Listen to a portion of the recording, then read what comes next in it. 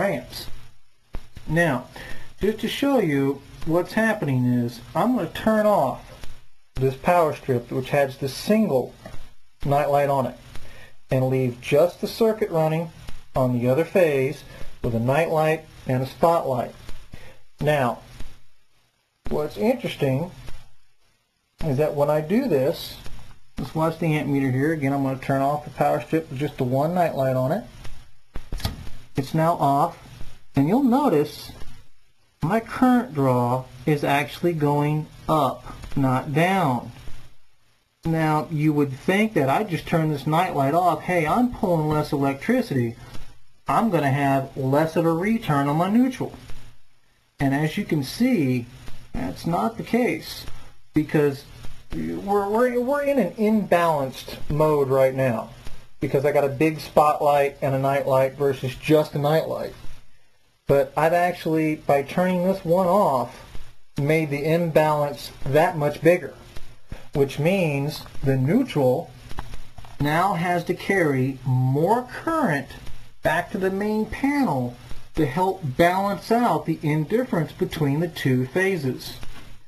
And the key with this, and watch this, I'm going to turn this nightlight back on. You can see that it's off. I'm going to go back over here to the amp meter. I'm going to turn the nightlight back on, and you'll see my amperage is dropping. Because what's happening is, I've turned this nightlight back on the other phase, and we've balanced out the load more evenly between the two. So our neutral has less current to carry back to the main panel. And again, just to show you, I'm going to turn this single nightlight off, which is on one phase by itself. And you'll see the amperage is increasing. We're now at 0.66. I'm going to turn the nightlight back on. Again, we're turning it on, so we're technically drawing more current, which we are. I'll turn it back on, and you'll see that the amperage going back on the return is dropped to 0.6463-ish. And granted, this is not the best test setup in the world, and it's not the most expensive amp meter in the world, but it shows you that yes, it is true. As long as you equally balance your load between the two phases coming off, going to your sub panel, your neutral will actually carry less and less amperage. It's only there to carry the difference between the two phases. And just remember that the key is that when you're running your feeder pair from your main panel, is that you need to put one leg of the 120 on one phase and the other leg on the other. And as you can see, that's what these double pole breakers do. One half of the breaker's on one leg, one half's on the other bus bar. So don't make a mistake and get one of these skinny inline breakers that you see right here, just as an example, where you actually have two separate breakers in just one unit. Because you can see this is still a single width unit. So what happens is it only sits on one of the bus bars, but it gives you two outputs. And yes, you can hook a plug up to that and get 220. But you're not balancing your load at that point because everything's terminating to the same phase. So yeah, you will see a bunch of amperage at that point come across your neutral. So once again, I'm just using my dryer plug, which is the same configuration that it would be if it was going to a sub panel. It's 110 on one bus bar or one phase, 110 on the other bus bar or the other phase.